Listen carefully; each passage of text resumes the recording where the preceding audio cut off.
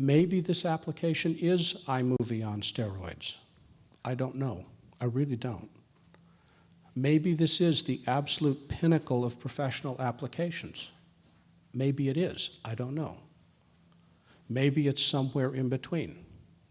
It is a complete and total rewrite from every single level of what Final Cut has been. There is not a single line of Final Cut code that is existing in the old version that's in the new version. And whenever you've got something which is that big a rewrite, stuff gets changed, stuff gets left out, stuff gets added later because they can't get it all rewritten.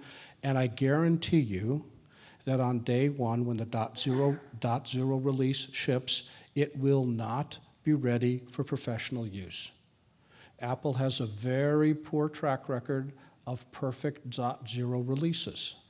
So for those of you saying, this is without a question the second coming, I am going to bet the ranch, I'm buying this the day it's released, and God help me, I'm plunging forward whether it's ready or not. I want your clients.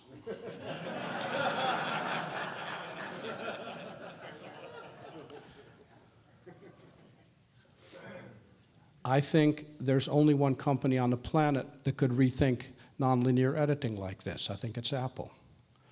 It's not ready for prime time. First, it's not ready because it isn't shipping. Then when it is shipping, it's time for us to experiment.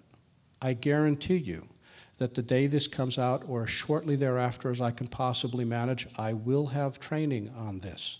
I will go through and explain to you how this works in as much detail as I can cram in.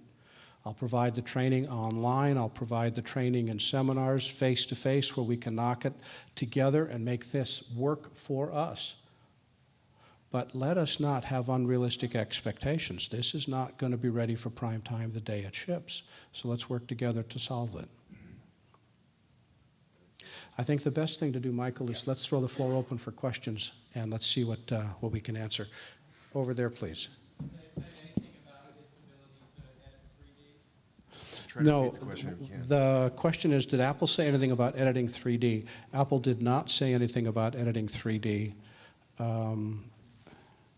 They did say that this will be surround audio out of the box. So that they did say. They did say that it would edit every image size from standard def to 4K. And I think they said, and if not, it was clearly implied that if the frame rate exists, it'll edit the frame rate that's there.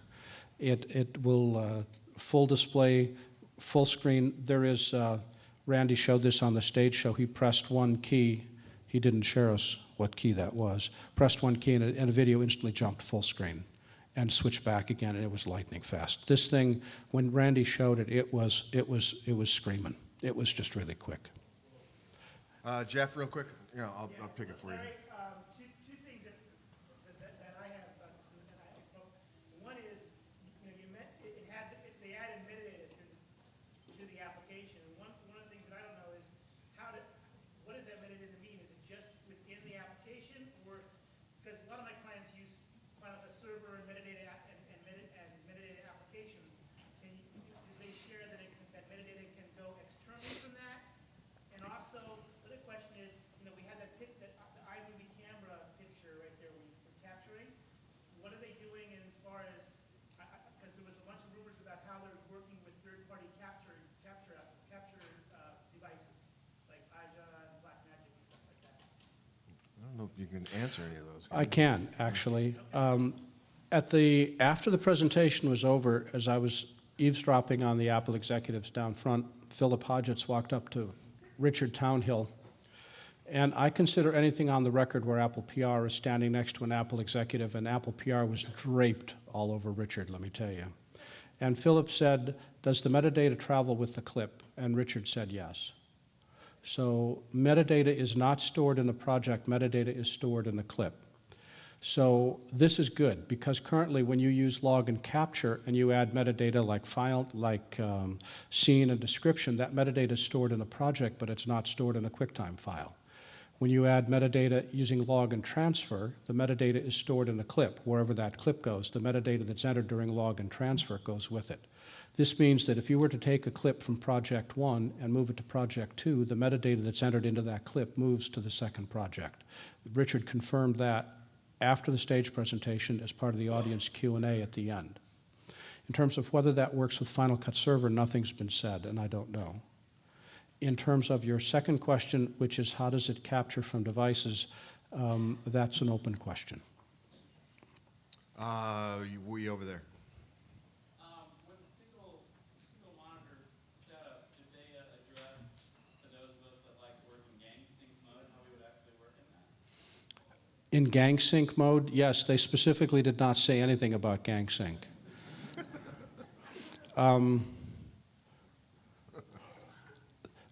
No, I can answer that a little bit further. And I've reflected that back to Apple. I said, gang sync for me as an editor is a very valuable feature, and I have no idea how it works. And like many of my comments up to Apple, they read them, but they don't reply to them.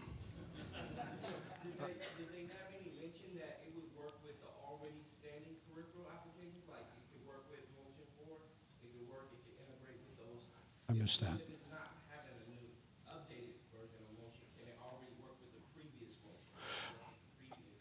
Oh, okay. Will Final Cut 10 work with the current version of Motion is what I'm hearing you say? Let me just think about this for a second. The answer is I don't know, and Apple did not talk about any of the other applications. However, if we look at past history, Final Cut 7 worked with the Motion it shipped with Final Cut 6.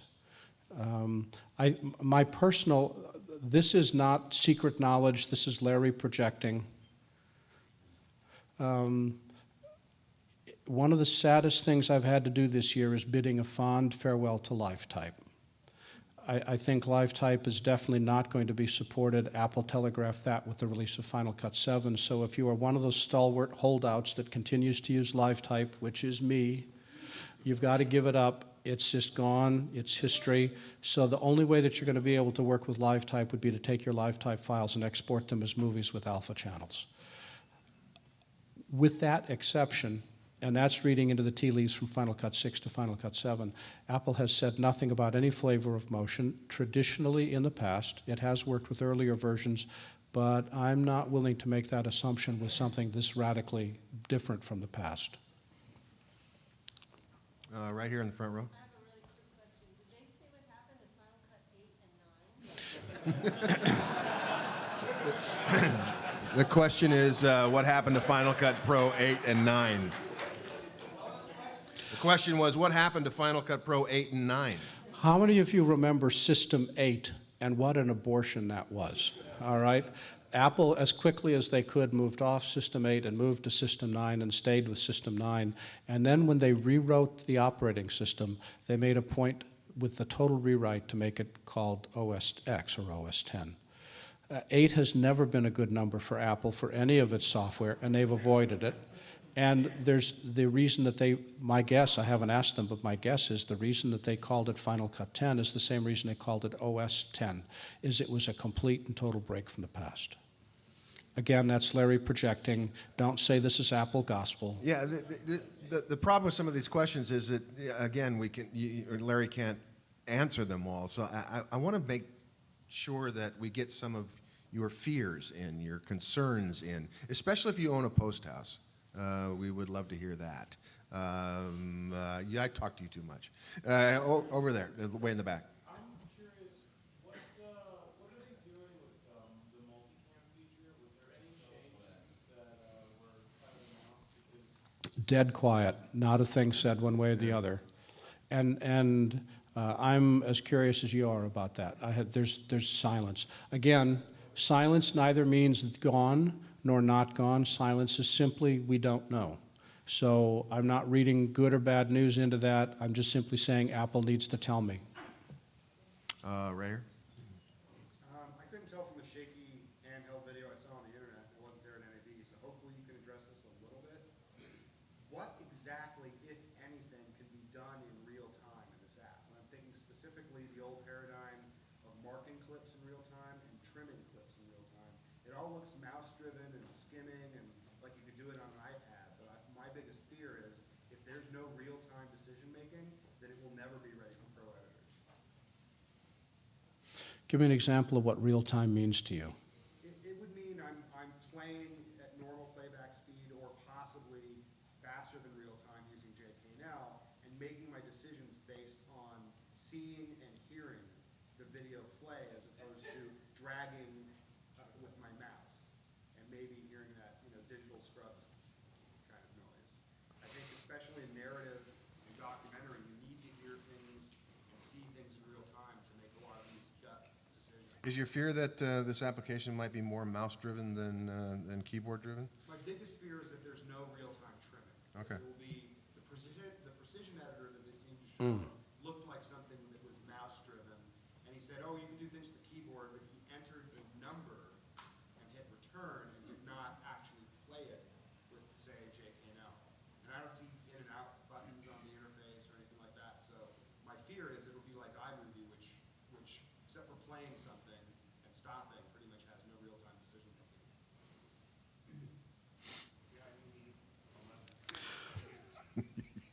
Yes. JKL is coming in iMovie 12.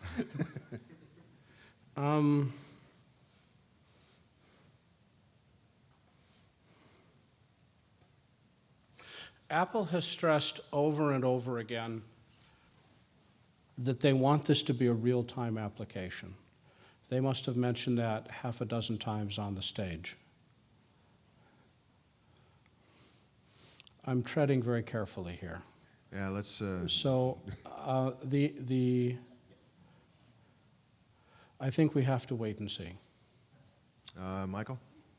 You mentioned fears. I think a big fear is that Final Cut, as you mentioned, Larry, it probably won't be ready for prime time in its initial release, which means a lot of Final Cut editors may have to either learn or go back to Avid. And so in a post facility, that means, because technology doesn't wait to meet deadlines, it means going to an application that does deliver. But why would you abandon Final Cut 7 just because there's something new coming out? It's not that I would abandon it, it's that demands of the industry wanting the real-time performance, wanting something that can deliver something in a acceptable timetable, that Final Cut 7 would no longer meet that. Okay. There's a wonderful book written by Charles Koppelman, which, Michael, if you haven't read, you owe it to yourself to read this. It is way cool. Charles Koppelman wrote a book called Behind the Scene, and it's the story of Walter Murch editing Cold Mountain. Let me digress for 45 seconds. This is a killer story. Cold Mountain was an $80 million film directed by an A-list director, funded by a studio. Walter Murch had his career established. Walter decided he wanted to break with tradition and not edit it with Avid.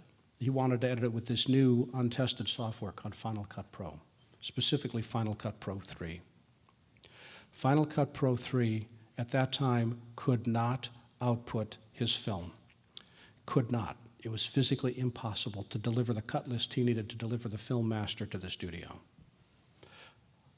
Walter said, we'll be able to fix that. Can you imagine being the editor, walking up to the director saying, by the way, I want to cut your $80 million epic that you've spent 6 years planning with a piece of software where Apple itself recommends we not use it for professional uses. We cannot output the film. There are some audio glitches which prevent us from doing a complete audio mix, and everybody is recommending we not do this.